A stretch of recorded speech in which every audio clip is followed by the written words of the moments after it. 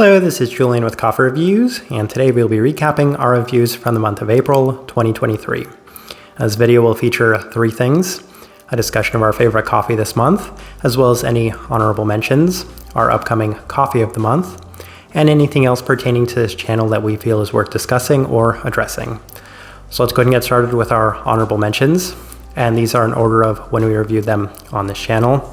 And first up, we have the Javier Kanejo, the wash processed Colombia from Sey Coffee out of Brooklyn, New York. And at the start of the year, we made it a point to review as many of these Chirroso coffees as we can. And up to this point, this has been our favorite Chirroso coffee that we've ever reviewed, as it offered the most sweetness and vibrancy we've experienced from this variety. And one thing I found interesting about the Chirroso variety is that it doesn't offer a universal aspect that some other varieties offer. For example, we've been reviewing a lot of the Mejorado and Típica Mejorada coffees, which all seem to have that brown candied sweet aspect to them. While this one right here does have this slight citric aspect, it's not necessarily overly present or dominant in all of their coffees. And some we've also experienced maybe a little bit more of an herbal and a little less vibrant of a cup in general. But this one right here, offering a very fruit-forward and sweet fruit-forward component, definitely made it my favorite Chirroso coffee that we've reviewed up to this point. And I'm definitely going to continue to review this variety, as this one right here was definitely a positive sign of what is possible when it comes to this variety. This coffee is no longer available for purchase. However, this next one is, and it is the Kigari AA, the wash processed Kenya from Rose Coffee Roasters out of Zurich, Switzerland. And this is our first ever experience with this coffee roaster, and it was definitely a positive experience. As I always say, if you serve us a Kenyan coffee that we really enjoyed, then you're definitely leaving a positive first impression.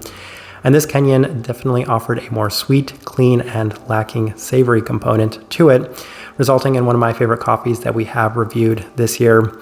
And that definitely put Rose on the radar for future reviews, as I definitely do want to review some more of their coffees in the future, mostly due to the great sweetness that I did experience from this one. The one cautionary tale I do have about this coffee roaster is that they do offer a lot of heavier and more experimental processed coffees. So I'm going to be picking and choosing which coffees we are going to be reviewing from this roaster, but given just how positive of a first impression we've had from them, they're definitely one that we are going to be reviewing again here in the near future. All right, we only have two honorable mentions this month, so that means that this coffee right here is our favorite coffee this month, and it won't come as a surprise to anybody, as it is the Pepe Hijón, the wash processed Ecuador from Sey Coffee out of Brooklyn, New York. And if you haven't seen the review for this coffee, then I definitely suggest checking it out, as there's so much information that I don't necessarily feel the need to go over in this discussion. However, what I wanted to say about this coffee was, with such sky-high expectations, it managed to somehow live up to those expectations, as it offered great sweetness in a couple of areas, that of course being the Mejorado-like sweetness that I mentioned earlier in this video. But in addition to that, it offered a wonderful Kenyan candied sweetness to the cup, while still offering great clarity. And while this coffee wasn't necessarily the easiest one to work with, as at times it was slightly inconsistent for me, at its very best, it was one of the best coffees we have reviewed up to this point throughout the entire year.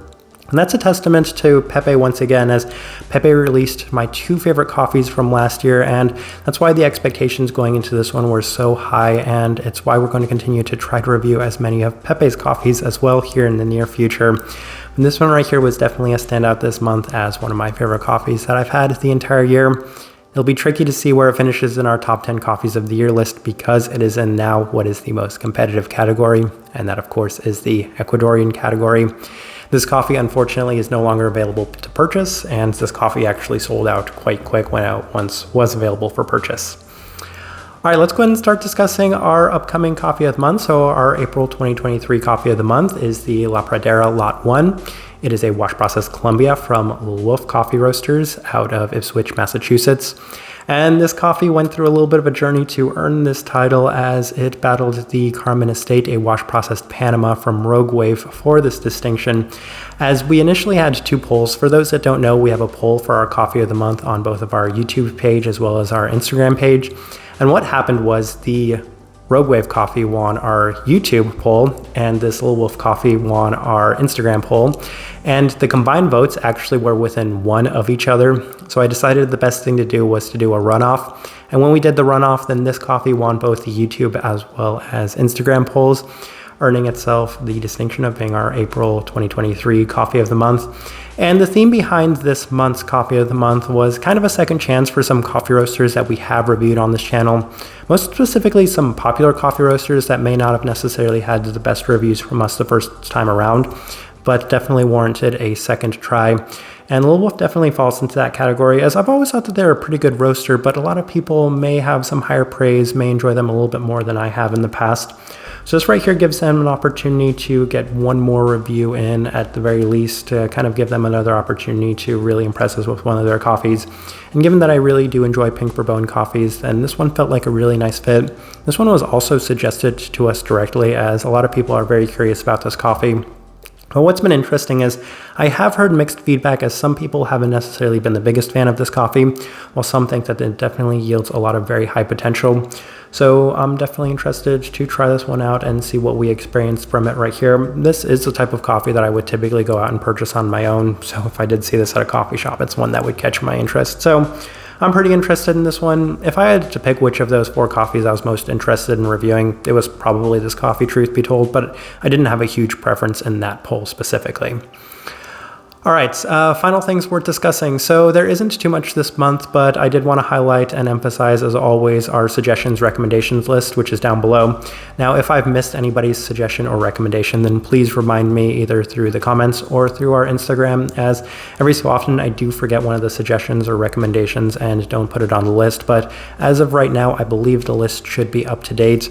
And then the other thing is our frozen coffees list, so check that out if you're curious. We change that every single month, and we add coffees that we are putting in the freezer as well. So that typically means coffees that we really enjoyed from this month, usually our honorable mentions and favorite coffees, end up in the freezer for future consumption or future video ideas. There's one more thing I wanted to go through real quick, as right here, I actually have a cup of the Cruz Loma, which is that anaerobic wash processed Ecuador from Sey. That was the kind of expensive one that they released a couple of weeks ago. I want to say it was a month ago at this time, maybe a little longer than that. But one of our subscribers, Benjamin, was nice enough to give us a sample of this coffee. So I'm going to be trying it here for the first time. This is actually the only sample I have of this coffee, but a lot of people asked if we were going to be reviewing it. And I think the answer to that was I didn't necessarily feel the need to review it. While it did score very high in the Ecuadorian Cup of Excellence, it didn't necessarily appeal to me. 1, because of the processing method, 2, because of the combination of the Sidra and Mejorada variety. And then the third being that I've kind of mentioned we're reviewing too many Sey coffees anyway. So I'm curious to see how this one's going to turn out. So let me go ahead and take my first ever try of this coffee.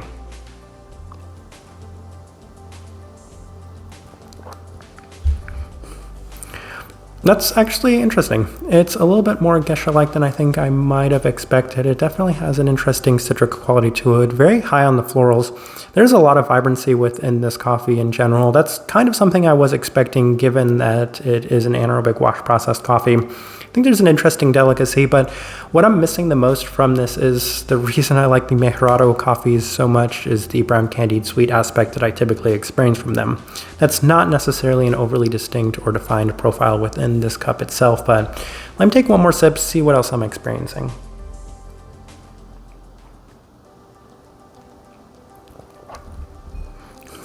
There's also a slight fermenty aspect to the cup itself, but I do believe they had something along the lines of peach listed as one of the most dominant profiles within this one. I could definitely see it. The florals are definitely taking a hold a little bit more for me. As mentioned, there's that slight fermenty aspect that's on the nose. It's a little less present in the cup itself. It does have some pretty nice clarity. I think it would have made for an interesting review, but I'm not entirely sure that this would have been one of my favorite coffees of the year, especially given that it also falls into the category of those Ecuadorian coffees.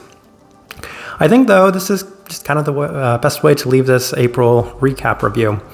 So if you guys enjoy the content, give this video a like, subscribe if you're not already subscribed. But this right here has been a recap of our reviews from the month of April 2023. Thank you for watching.